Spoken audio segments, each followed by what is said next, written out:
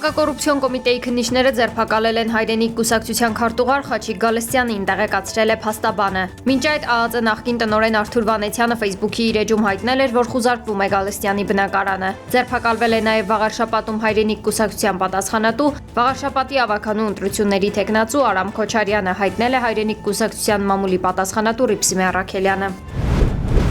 ԱԱԾ տնօրեն Անդրանիկ Սիմոնյանի գլխավորությամբ կայացել է գերիների, պատանների եւ անհայտ կորածների հարցերով զբաղվող միջգերատեսչական հանձնաժողովի նիստը, որի ընթացքում քննարկվել են գալիք տարվա որոնողական աշխատանքների համակարգման եւ շահագրգիռ կողմերի հետ համագործակցության ամրապնդման ծրագրերը։ Սա Անդրանիկ Սիմոնյանի նախագահությամբ անցկացվող առաջին նիստերից էր, քանի որ հանձնաժողովի նախորդ հանդիպումը տեղի էր ունեցել հունիսի 11-ին ԱԱԾ նախկին տնօրեն Արմեն Աբազյանի պաշտոնավարման օրոք։ Հանձնաժողովն իր աշխատանքներում առաջնահերթություն է համարել գործընթացի արդյունավետության բարձրացումն ու անհայտ կորած անձանց հայտնաբերման ուղղված միջոցառումների սերտ համակարգումը պետական տարբեր օղակների միջև։ Պարոն Էծարգո նախագահ, Հանրապետության նախագահ Վահագն Խաչատուրյանը ամանորի երբ Սուրբ Ծննդյան տոների առթիվ այցելել է սահմանային զորամասերից մեկը, տեղում ծանոթանալու ծառայության պայմաններին եւ շնորհավորելու զինծառայողներին։ Այցի ընթացքում նախագահը խրախուսական նվերներ է հանձնել հրամանատարական կազմի ներկայացուցիչներին ու ժամկետային զինծառայողներին, շնորհակալություն հայտնելով բարեխիղճ ու օրինակելի ծառայության համար։ Ողջունելով անձնակազմին Վահագն Խաչատուրյանը կարևորել է զինվորների դերը հայրենիքի անվտանգության ապահովման գործում եւ մաղթել խաղաղ ու անվտանգ ծառայություն գալիք տարում։ Դատախազությունը ուսումնասիրություն է սկսել պարզելու արդյոք Գառնիում վարչապետի մասնակցությամբ պատարագի եկած Գառնիի բնակիչներից մեկի արտահայտությունը ամենայն հայոց կաթողիկոսի հասցեին հանցակազմ պարունակում է, թե ոչ։ Եթե դատախազությունը պարզի, որ կա հանցակազմ, ապա գործը կուղարկվի քննչական կոմիտե վարույթ նախաձեռնելու համար։ Իշխանական Civic լրատվամիջոցներ հարցրել Գառնի եկեղեցու բակում հավաքվածներին, թե ինչ պիտի լինի, որ Կտրիչ Ներսիսյանը հեռանա։ Ի պատասխան նրանցից մեկն ասել էր՝ մի հատ քար խփեն գլխին, սատկացնեն։ Լրատվամիջոցների տեղեկություններով այս արտահայտության հեղինակը Էդվարդ Ստեփանյանն է։ Նա ըստ Գառնիի համայնքապետարանի աշխատակազմի քարտուղարի համայնքապետարանի ենթակայության տակ գտնվող կոմունալ տնտեսության աշխատակից է, զբաղվում է ջրաչափերի հետ կապված սպասարկման աշխատանքներով։ Ինչ է կարծում, ինչ պիտի լինի, որ նա հեռանա։ Մի հատ քարտը փնկելխին սատկացնեն։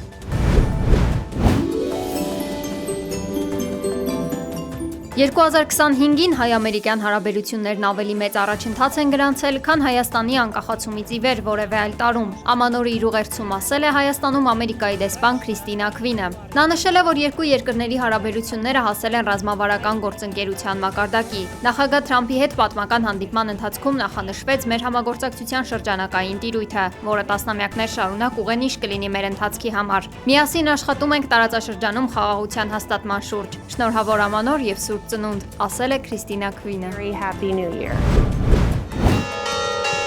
Բրիտանական The Times պարբերականը անդրադարձել է աշխարհում քրիստոնյաների դեմ հալածանքներին եւ առանձնակի ուշադրություն դարձրել Հայաստանին, որպես ամենահին քրիստոնյա պետություն։ Հոդվածում նշվում է, որ ավելի քան 1700 տարի առաջ քրիստոնեությունը պետական կրոն ընդունած Հայաստանը պատմության ընթացքում դիմակայել է Սեֆյան Իրանի, Օսմանյան կայսրության, Թուրքիայի եւ Խորհրդային Միության բռնաճնշումներին ու այսօր կանգնած է նոր վտանգի առաջ, սակայն այս անգամ ներսից։ Հոդվածի հեղինակ Մեծ Բրիտանիայի խորհրդարանի падգամավոր Դենի Գրյուգերը գրել է, որ Հայաստանի վարչապետ Նիկոլ Փաշինյանը սուր հարձակում է սկսել հայ առաքելական եկեղեցու դեմ, չնայած պատասխանատու է դրա պաշտպանության համար։ Բրիտանացի օրենսդրի խոսքով եկեղեցին, որն ունի հայ հասարակության շուրջ 90%-ի աջակցությունը, ներկայացվում է որպես քաղաքական ընդդիմություն։ Ըստ հոդվածի մի քանի հայ եպիսկոպոսներ ձերբակալվել են շինծու մեղադրանքներով, իսկ իշխանությունները պահանջում են կաթողիկոս Գարեգին II-ի հեռացումը։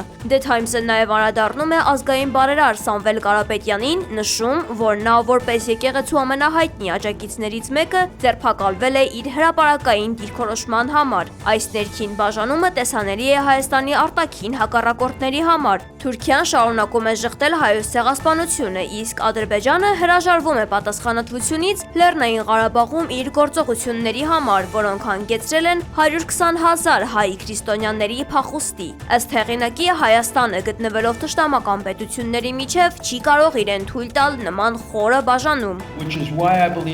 Սամվել Կարապետյանի միջազգային փաստաբան Ռոբերտ Ամստերդամը նշել է, երբ բրիտանական քաղաքական վերնախավը բարձրաձայնում է Սամվել Կարապետյանի անօրինակ տարօրինական կալանքի եւ եկեղեցու դեմ հալածանքների մասին, Փաշինյանի վարչակազմի բռնաճնշումները այլևս հնարավոր չէ թաքցնել միջազգային հանրությունից։ Ամստերդամը շեշտել է, որ ճշմարտությունն արդեն միջազգային հարթակում է եւ արդարությունը պետք է հաղթի։ Հայաստանն ու Թուրքիան որոշել են պարզեցնել երկիր մուտքի արտոնագրերի տրամադրման գործընթացը դիվանագիտական, հատուկ եւ ծառայողական անձնագրեր ունեցող անձանց համար, հայտնել է մեր երկրի արտգործնախարարությունը։ Համաձայն ձեռքբերված պայմանավորվածության 2021 թվականի հունվարի 1-ից երկու երկրների նշված կարգի անձնագիր ունեցողները հնարավորություն կունենան էլեկտրոնային վիզան ստանալ բացառապես անվճար հիմունքներով։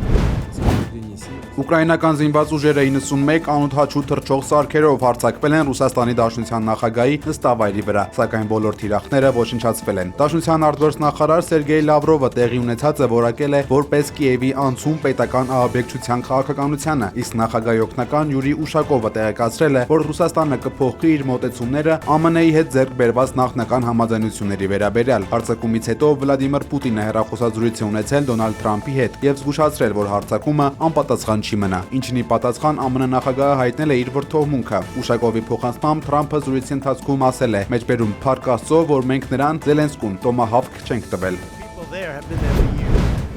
We do have an understanding regarding. ԱՄՆ նախագահ Դոնալդ Թրամփը հավանություն է տվել Համասը զինաթափելու առաջարկին Իսրայելի վարչապետ Բենյամին Նեթանյահուի հետ հանդիպման ժամանակ։ Կողմերը կարևորել են Գազայում հրադադարի հաջորդ փուլ անցնելու հնարավորությունը այն պայմանով, որ Համասը զրկվի ռազմական կարողություններից։ Ընդգծվել է, որ առանց զինաթափման երկարաժամկետ խաղաղության հաստատումը հնարավոր չէ։ Հանդիպման ընթացքում անդրադարձ է կատարվել նաև Իրանի գործունեությանը, տարածաշրջանի սպառնալիքներին, ինչպես նաև արևմտյան ափում իրավիճակին։